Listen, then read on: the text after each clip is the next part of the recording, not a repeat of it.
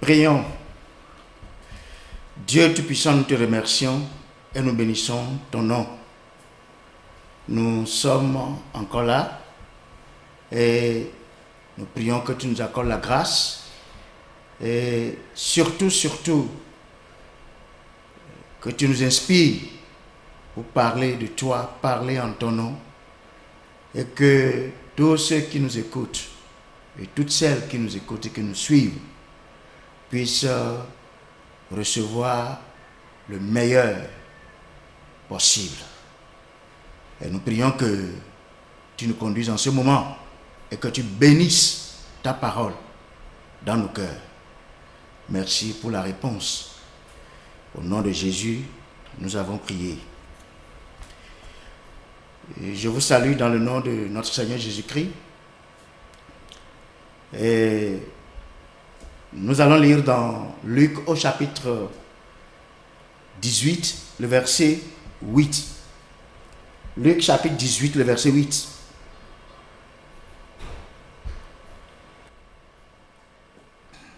Je vous le dis, il leur fera promptement justice.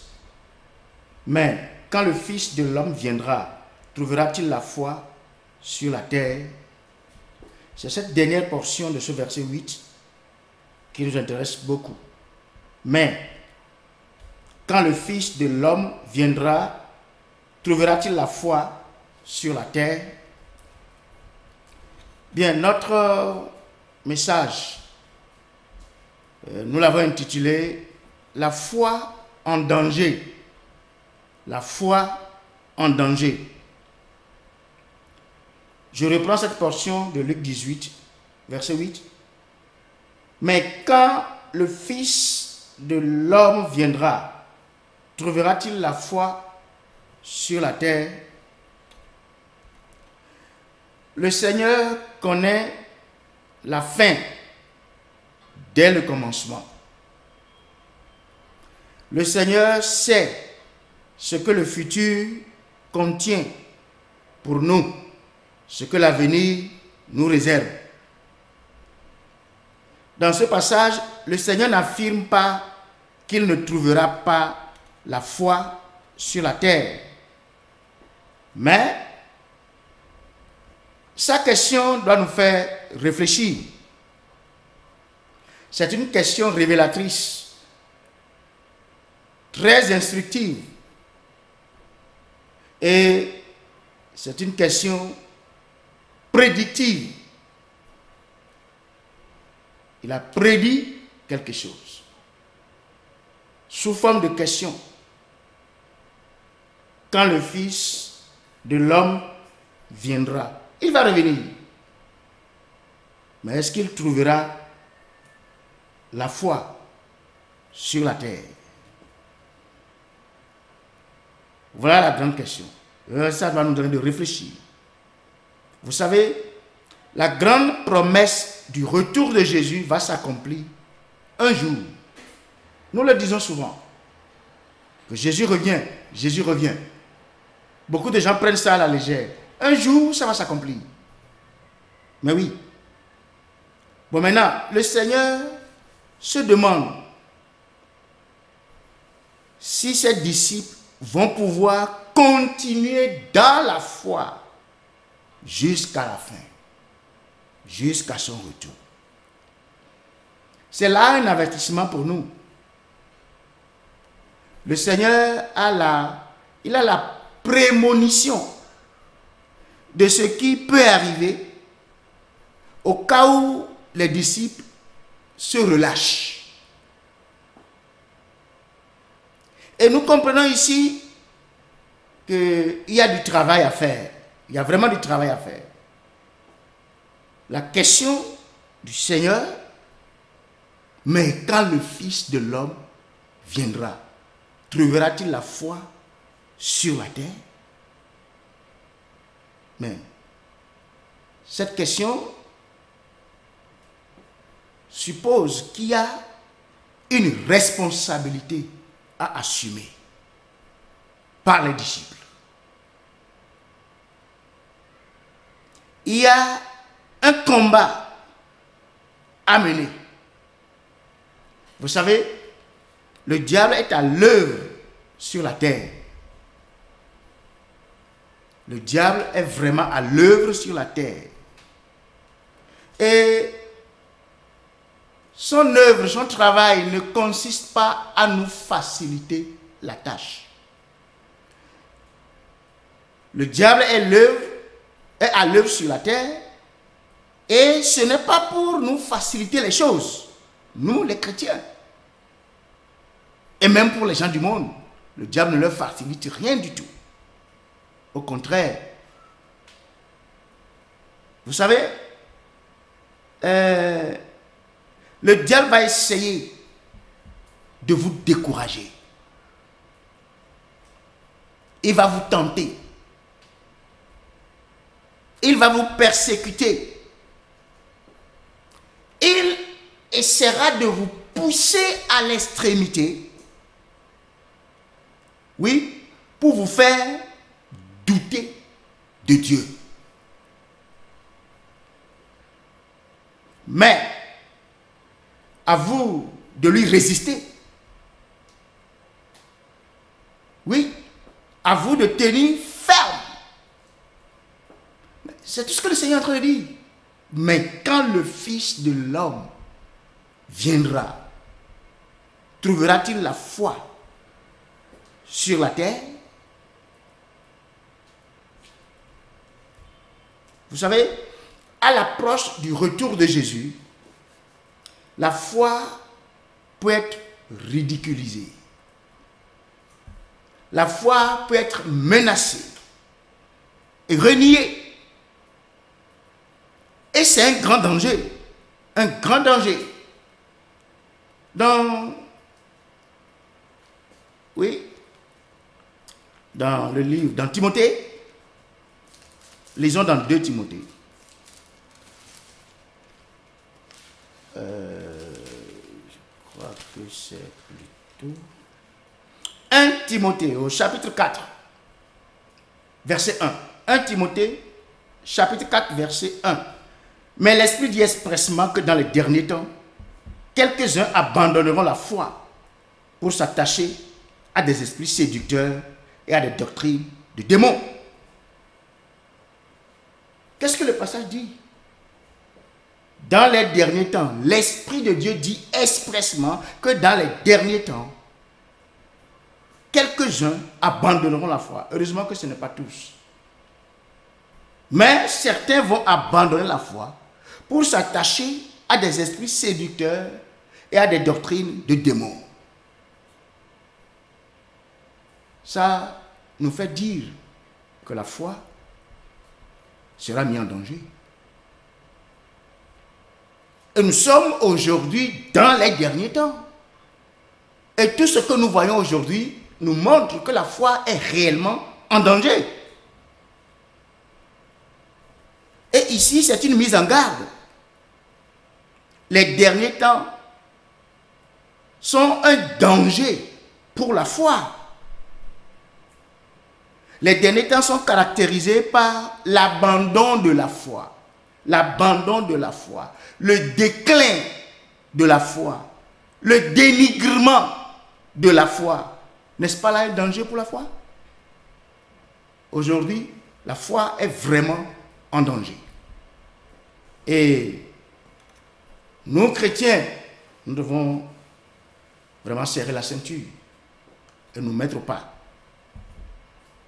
Bien, nous allons essayer de voir. D'abord, je vais parler au point 1, les persécuteurs de la foi dans les derniers temps. Les persécuteurs de la foi dans les derniers temps. Vous voyez, nous sommes dans les derniers temps et il y a beaucoup de persécuteurs aujourd'hui et ça met la foi en danger. Voilà. Dans Jean au chapitre 15, on lit rapidement Jean chapitre 15, verset 18 à 20. Nous lisons ce qui suit. Si le monde vous hait, sachez qu'il m'a haï avant vous. Si vous étiez du monde, le monde aimerait ce qui est à lui. Mais parce que vous n'êtes pas du monde et que je vous ai choisi du milieu du monde, à cause de cela, le monde vous hait. Souvenez-vous de la parole que je vous ai dite. Le serviteur n'est pas plus grand que son maître. S'ils m'ont persécuté, ils vous persécuteront. Ils vous persécuteront aussi. S'ils ont gardé ma parole, ils garderont aussi la vôtre. Voilà ce que le Seigneur nous dit. S'ils m'ont persécuté, ils vous persécuteront aussi. Et vous devez comprendre que si le monde vous hait, sachez qu'il m'a haï le premier. Il m'a haï avant vous. Vous n'êtes pas du monde. Je vous ai choisi du milieu du monde. À cause de cela, le monde vous hait. Oui. Voilà. Le monde va vous persécuter. C'est clair. Vous savez, la foi est beaucoup persécutée aujourd'hui. Et elle est réellement en danger. Et je dirais que il y a des persécuteurs directs de la foi. Et il y a des persécuteurs indirects, si je peux le dire comme ça, de la foi. Je vais vous donner quelques-uns. Quand vous voyez dans l'Ancien Testament, le peuple d'Israël est sorti de l'Égypte, traversé le désert. Le peuple de la mer Rouge, il est dans le désert. Et il y a un peuple avec son roi en tête, sorti pour attaquer, pour combattre les enfants d'Israël. Ce roi s'appelle Amalek. Amalek est un persécuteur direct de la foi. C'est-à-dire qu'il ne le fait pas par des insinuations. Il ne se voile pas la face. Il le fait. Il attaque. Il vous déclare la guerre. Voilà. Et vous savez que c'est ça. Que c'est un ennemi, c'est un adversaire. Bien. Et donc, des persécuteurs directs de la foi. Amalek est un persécuteur direct de la foi. Dans Exode, si vous voyez Exode au chapitre 17, verset 8, là, la Bible dit, Amalek vint combattre Israël à Rephidim. Voilà. Nous avons le roi Sankérib. Le roi Sankérib. Il est lui aussi un persécuteur direct de la foi. Dans 2 Rois chapitre 18 au verset 13, il est dit, la 14e année du roi Ézéchias, Sankérib, roi d'Assyrie, monta contre toutes les villes fortes de Juda et s'en empara. Voilà. Quand vous lisez la Bible, il y a beaucoup d'autres. Aman. Dans Esther 3, 8. Aman. Un persécuteur des enfants de Dieu. Directement. Vous connaissez le roi babylonien Nebuchadnezzar. Vous connaissez bien Nebuchadnezzar. Voilà. Il a persécuté les enfants de Dieu. Un persécuteur vrai. Il a fait ériger une statue d'or que tout le monde doit adorer. Vous verrez ça dans Daniel au chapitre 3. Que tout le monde doit adorer. Celui qui ne va pas adorer, on va le jeter dans la fournaise. La fournaise ardente. Tout le monde doit adorer. Il y a eu les compagnons de Daniel, oui, qui ont tenu bon. Ce sont des défenseurs de la foi. Des défenseurs de la foi. On va en venir là. Oui. Et bon, vous savez la suite. Vous savez la suite. Nous avons dans le Nouveau Testament, nous avons Hérode. Hérode a voulu éliminer Christ à sa naissance. Vous pouvez imaginer, Hérode, il a voulu éliminer Christ à sa naissance. Ça, il faut qu'on lise ça. Dans Matthieu chapitre 2, verset 13. Matthieu chapitre 2, au verset 13. Lorsqu'ils furent partis, ça c'est les mages, voici, un ange du Seigneur apparut en songe à Joseph et dit, lève-toi, prends le petit enfant et sa mère, fuis en Égypte et reste-y jusqu'à ce que je te parle, car Hérode cherchera le petit enfant pour le faire périr. Et si vous lisez la suite, vous verrez ce qu'il a fait. Vous verrez ce qu'il a fait. Comment il a tué des petits enfants parce qu'il cherchait à éliminer le Christ. Voilà, ce sont des persécuteurs directs de la foi. Et il y en a aujourd'hui, ça continue comme ça. Mais hormis ces persécuteurs directs, il y a aussi des persécuteurs indirects. Il y a par exemple les faux prophètes. Les faux prophètes sont des persécuteurs indirects de la foi. Pourquoi je dis ça? Oui. Vous savez, regardez dans Matthieu au chapitre 7, verset 15. Matthieu chapitre 7, verset 15. Gardez-vous des faux prophètes. Ils sont dangereux. Très dangereux, les faux prophètes. Gardez-vous des faux prophètes. Ils viennent à vous en vêtements de brebis. Mais au-dedans, ce sont des loups ravisseurs. Ce sont des loups ravisseurs. Vous voyez ça? Ce sont des loups ravisseurs, des félins, des voraces, des usuriers rapaces, dissimulés sous des vêtements de brebis. Ils vont venir comme des brebis, comme des serviteurs de Dieu, comme des gens qui font l'œuvre de Dieu. Les faux prophètes sont très dangereux. Ils s'attirent des foules et les séduisent par des miracles mensongers et trompeurs. Ils prêchent un évangile falsifié, un évangile tronqué, c'est-à-dire ils tronquent l'évangile, ils enlèvent la bonne partie et vous donnent la mauvaise partie. La bonne partie qui sauve du péché, qui transforme la vie de l'être humain. Ils enlèvent ça, ils ne prêchent pas le salut.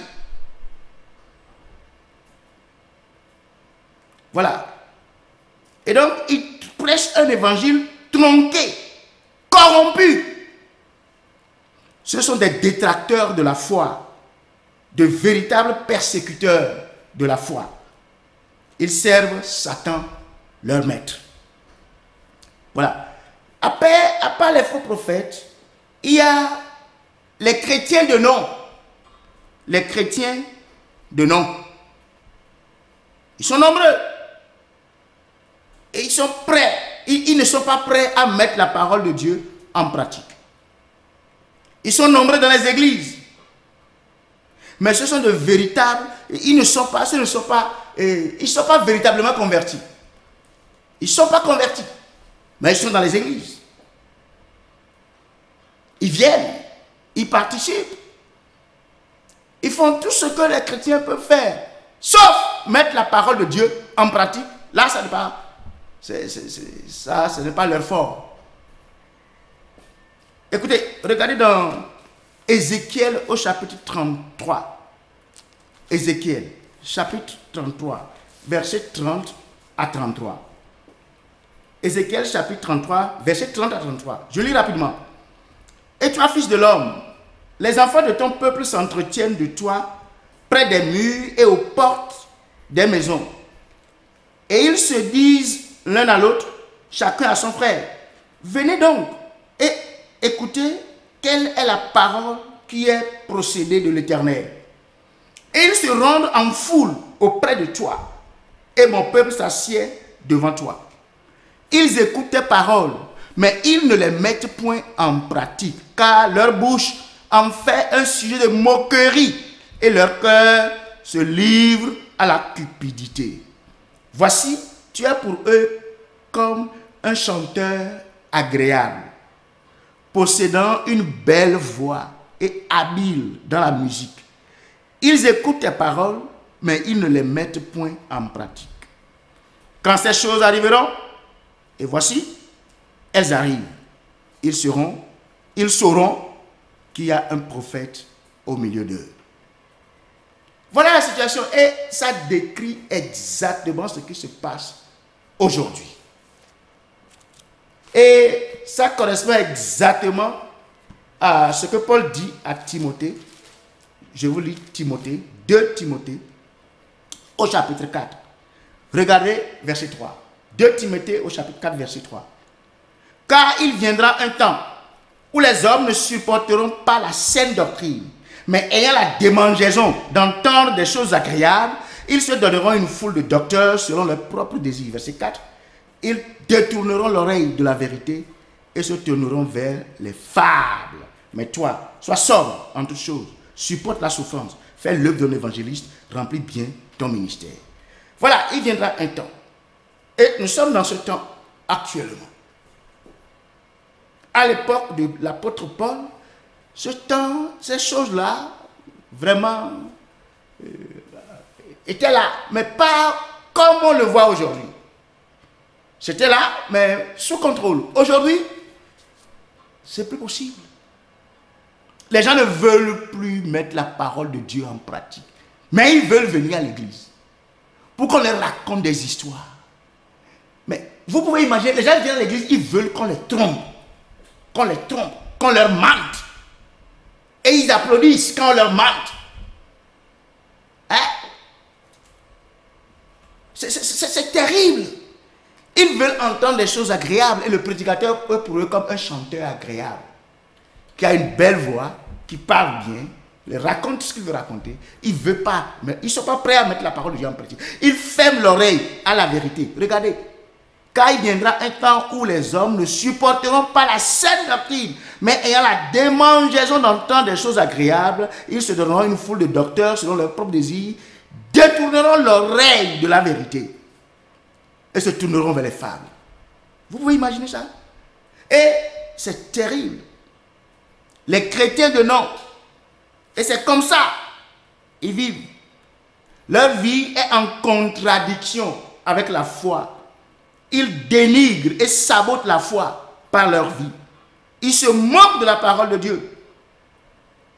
La foi est vraiment en danger. Et les défenseurs de la foi ne sont pas... On ne les voit plus aujourd'hui. Ils sont très rares aujourd'hui. Maintenant, il y a une autre chose dont je vais parler. Oui, parlant des chrétiens de faux noms, des chrétiens les chrétiens de nom, de faux chrétiens, qui sont des chrétiens de nom, cette façon de vivre, c'est une façon de persécuter la foi. Si ceux qui viennent à l'église ne peuvent pas montrer la vertu de la foi, la force de la foi, qui transforme les vies, et qu'ils seront là, mais les gens vont continuer de se moquer, et ils sont des moqueurs, c'est des persécuteurs de la foi. Ils ne sont pas là pour défendre la foi. Mais autre chose, vous savez, nous sommes dans les derniers temps. Et les persécuteurs de la foi sont nombreux aujourd'hui. Et l'inquiétude est grande. L'inquiétude est vraiment grande. Et la question se pose. La question se pose aujourd'hui. Est-ce que le monde ne serait pas en train de chercher à élever les nations au-dessus de Dieu? C'est la question qui se pose aujourd'hui. Est-ce que le monde ne serait pas en train de chercher à élever les nations au-dessus de Dieu? Aujourd'hui, tout est fait pour élever les lois des nations au-dessus des commandements de Dieu.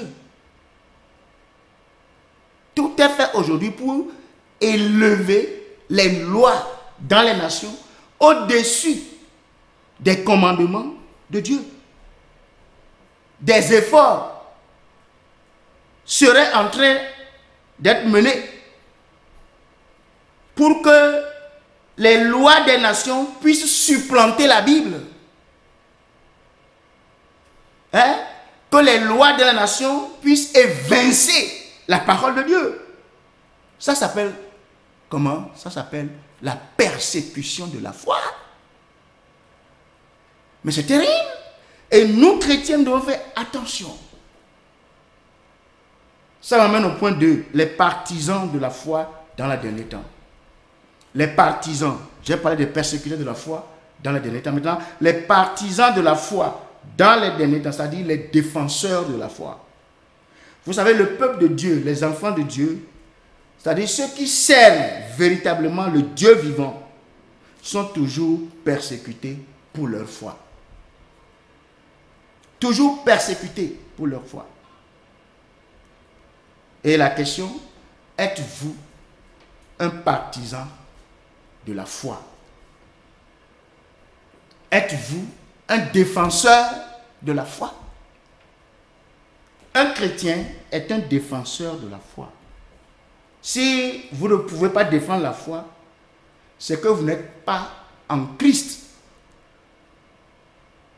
Quand on est en Christ, c'est pour défendre la foi. Oui. Si vous ne pouvez pas défendre la foi, c'est que vous n'êtes pas un disciple de Christ.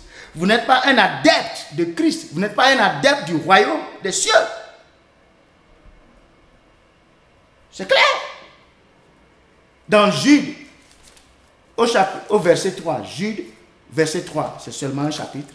Jude, verset 3, il est dit: bien-aimés, comme je désirais vivement vous écrire au sujet de notre salut commun, je me suis senti obligé de le faire afin de vous exhorter à combattre pour la foi qui a été transmise aux saints une fois pour toutes.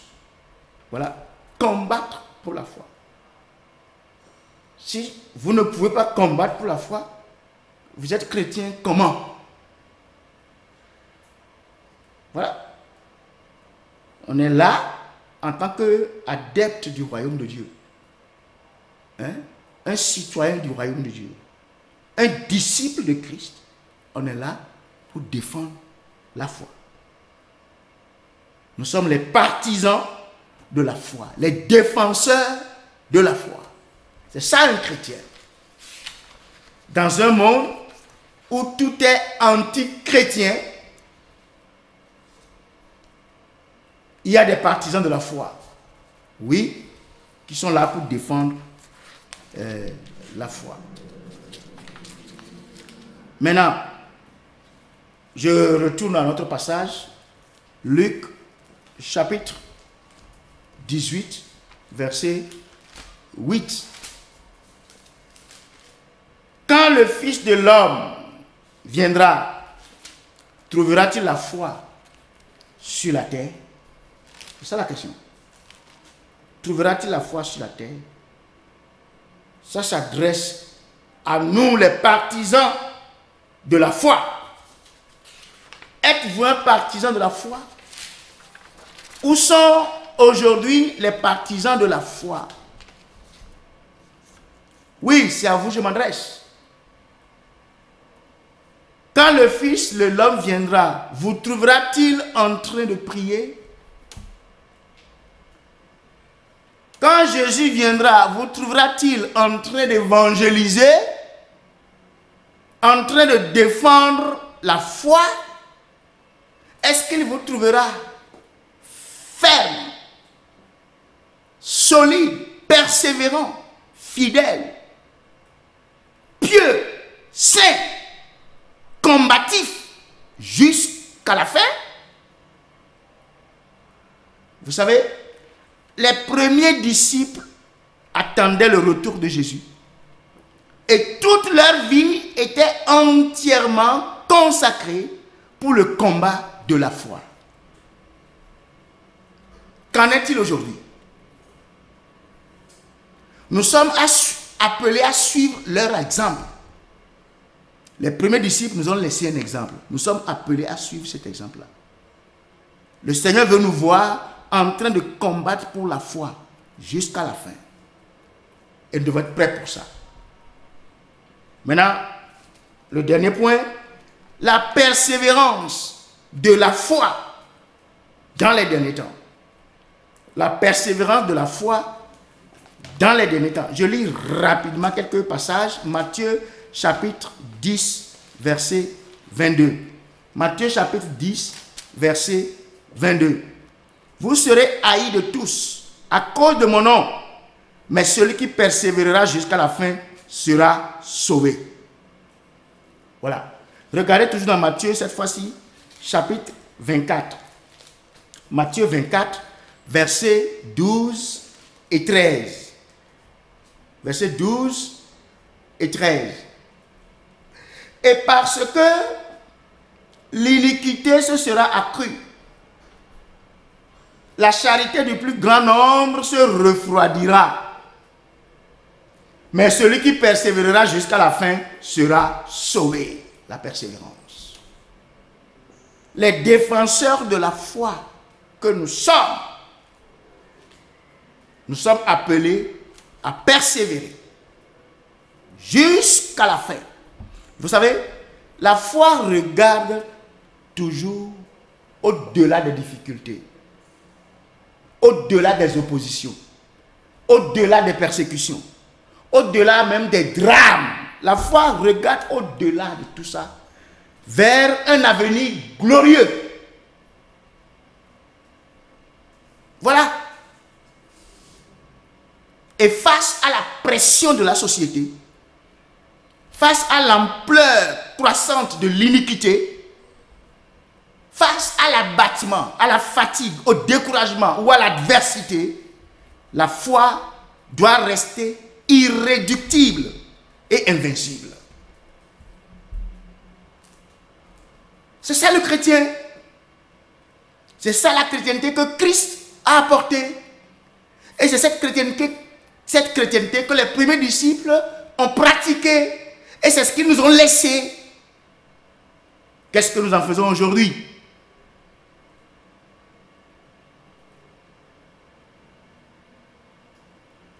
Toute leur vie, ces premiers chrétiens-là étaient consacrés pour défendre la foi.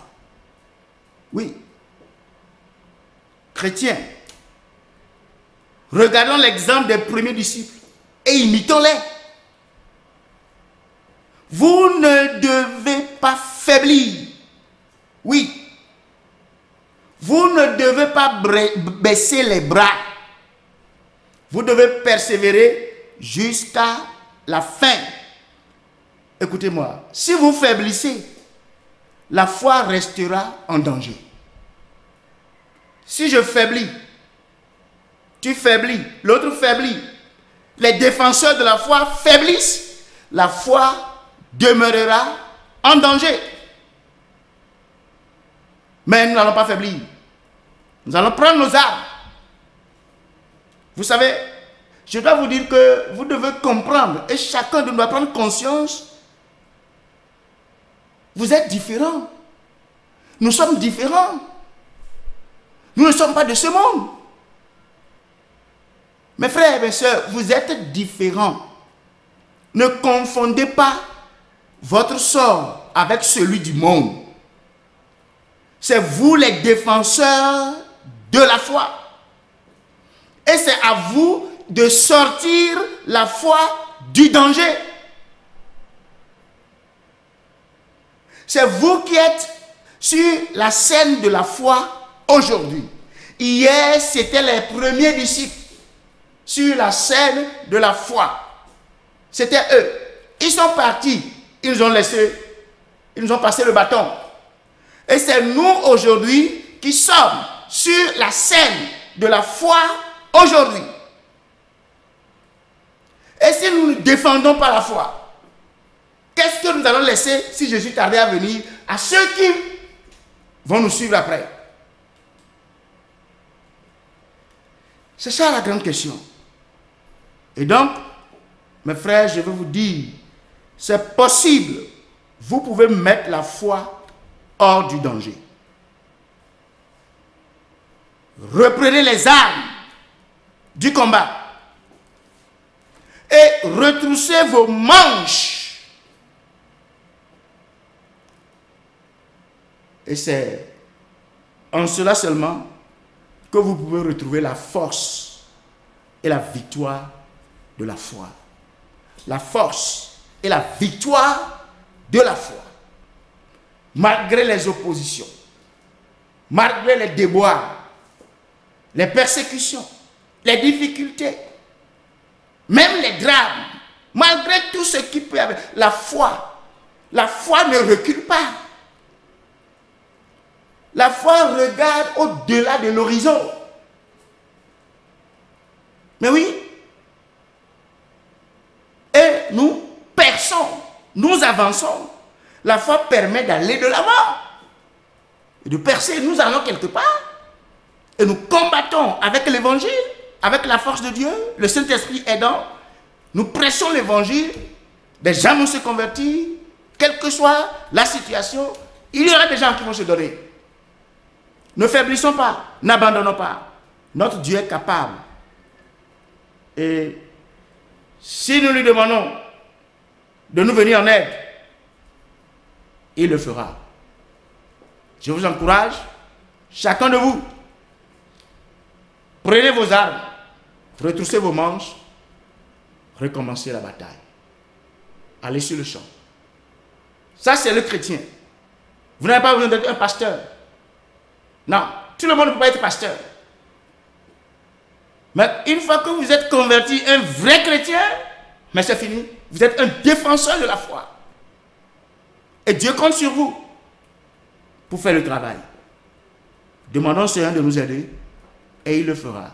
Que le Seigneur soit avec vous, qu'il vous fortifie, qu'il vous encourage. Mais si vous trouvez que dans tout ce qu'on a dit, vous avez failli, répentez-vous. Retournez à la croix. Allez devant le Seigneur de vous pardonner, de vous aider à reprendre. Il vous aidera, il vous pardonnera et il vous fortifiera et vous allez continuer la bataille. Que le Seigneur soit avec vous, qu'il vous bénisse et si il le permet, on se verra encore